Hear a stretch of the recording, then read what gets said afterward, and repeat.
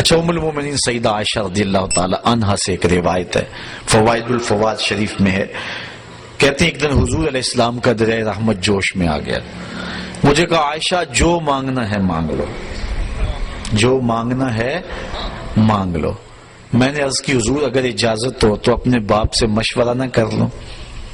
دریائے رحمت جوش میں ہے اور کہا جو مانگنا ہے مانگ لو، موقع بڑا اہم ہاتھ میں آیا ہے، تو اگر آپ اجازت دیں تو اپنے والد حضرت ابو بکر صدیق سے مشورہ نہ کر لوں؟ کہا جاؤ ان سے پوچھ لو۔ حاضر ہوئی دریائے رحمت جوش میں، محبوب نے فرمایا کہ عائشہ جو مانگنا ہے مانگ لو، مجھے بتایا جائے کہ میں حضور سے کیا مانگوں۔ فرمایا عائشہ حضور سے عرض کرنا کہ معراج کی قربت خاص میں اللہ نے آپ سے کوئی راز کی باتیں کی تھی، تو ان باتوں میں سے کوئی ایک بات بتا دیں۔ مانگا بھی تو علم مانگا اور کہا عائشہ سنو، میرے سے وعدہ کرو جو حضور بتائیں مجھے بھی آ کے بتانا۔ کہا ٹھیک۔ حاضر ہوئی، حضور نے فرمایا عائشہ مشورہ ہو گیا؟ جی حضور ہو گیا۔ کہا بتاؤ پھر کیا مانگتی ہو؟ کہا حضور معراج کی قربت خاص میں جب آپ گئے تھے تو اللہ نے آپ سے کوئی کلام فرمایا تھا؟ کہا جی۔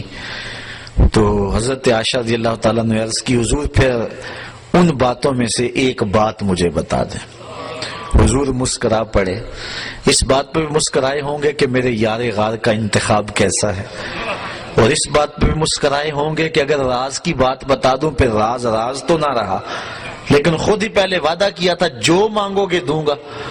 تو حضرت عائشہ نے عرض کی حضور مجھے ان باتوں میں سے ایک بات بتا دے۔ تو حضور فرمایا عائشہ سنو پھر، جب میں قربت خاص میں پہنچا میرے رب نے مجھ سے جو خاص باتیں کی ان میں سے ایک بات یہ کی، اے محبوب آپ کی امت میں سے اگر کوئی شخص کسی شخص کا ٹوٹا ہوا دل جوڑ دے گا میرے اوپر لازم میں بغیر حساب کے جنت عطا کروں گا۔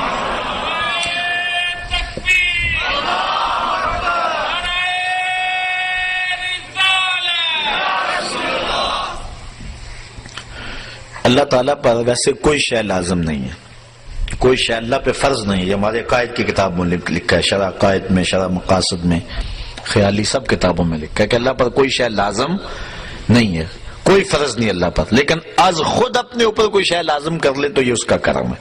تو کہا یہ بات میں اپنے اوپر فرض کر لی ہے، لازم کر لی ہے کہ جو شخص کسی شخص کا ٹوٹا ہوا دل جوڑ دے بغیر حساب کے اسے جنت عطا کروں۔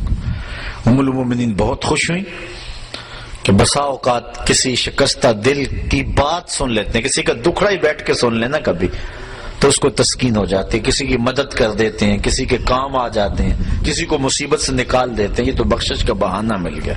اپنے والد گرامی کے پاس حاضر ہوئی، کہا ہاں عائشہ حضور سے پوچھا؟ جی پوچھا۔ کیا بتایا حضور نے؟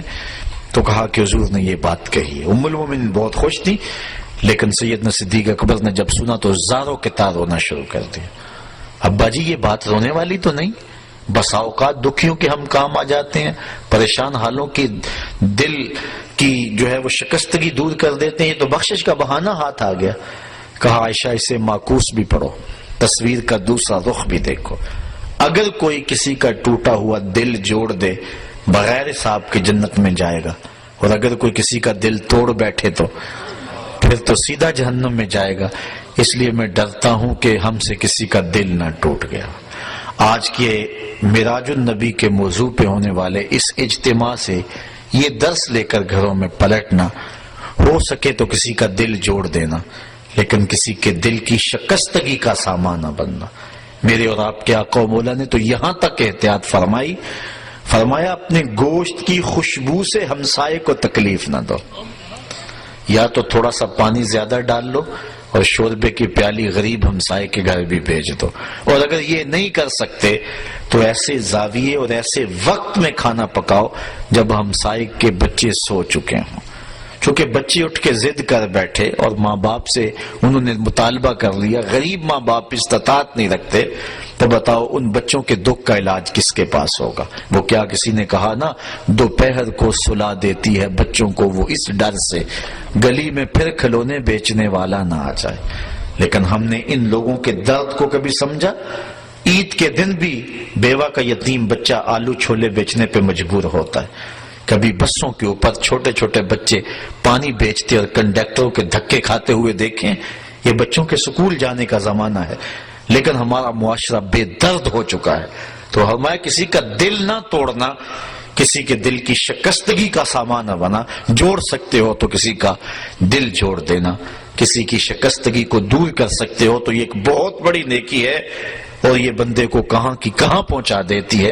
میرے اور آپ کے آقا و مولا کی مجلس لگی ہوئی تھی، ایک شخص سے کونے سے اٹھا، عرض کی حضور میرا بچہ گم ہے اور مل نہیں رہا، دعا کریں مل جائے۔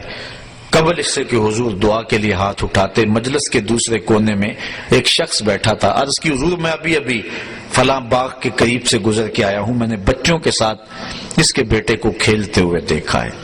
باپ نے سنا تو دوڑ لگا دی، آقا فرمائے سے بلاؤ، بلایا گیا۔ بہت جلدی ہے میاں؟ جی حضور آپ جانتے ہیں باپ کے جذبات کیا ہوتے ہیں، بچے کی ماں الگ تڑپ رہی ہے، ممتا کی ماری ہوئی ماں کو بھی قرار دینا چاہتا ہوں، اور بچے کو دیکھ کے خود بھی آنکھوں کی تسکین کا سامان کرنا چاہتا ہوں۔ فرمایا ضرور جاؤ، تمہیں روکتا نہیں، لیکن ایک بات میری یاد رکھنا، جب باغ کے کنارے جاؤ بچوں کو کھیلتا ہوا دیکھو، اپنے بچے کو بھی پالو، تو بچے کو بیٹا کہہ کے آواز نہ دینا، نام لے کے پکارنا۔ عرض کی بیٹا کہہ کے پکاروں تو حرج بھی کیا ہے، آخر میرا بیٹا ہی تو ہے۔ فرمایا تم بچھڑے ہوئے ہو اور تمہارے لہجے میں بلا کا پیار ہوگا، اور تم نہیں جانتے کہ ان کھیلنے والے بچوں میں ہو سکتا ہے کوئی یتیم بچہ بھی کھیل رہا ہو، اور جب تم اپنے بچے کو بیٹا کہہ کے پکارو گے اس کا دل چھدے گا، کلیجہ زخمی ہوگا، آج میرا باپ ہوتا تو مجھے بھی بیٹا کہہ کے پکارتا۔ یہ اسلام کا مزاج ہے۔ بیوہ کے سامنے اپنی بیوی سے پیار نہ کرو، غریب کے سامنے اپنی دولت کی نمائش نہ کرو، اور لوگوں کے لیے دل شکستگی کے سامان نہ کرو، لوگوں کے دل جوڑنے کی کوشش کرو۔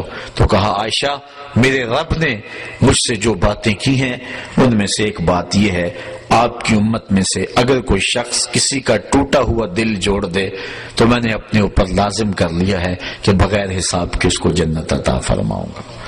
اللہ تعالی ہمیں اس معراج کی برکتیں اور حضور علیہ الصلوۃ والسلام کے سفر کا نور نصیب فرمائے۔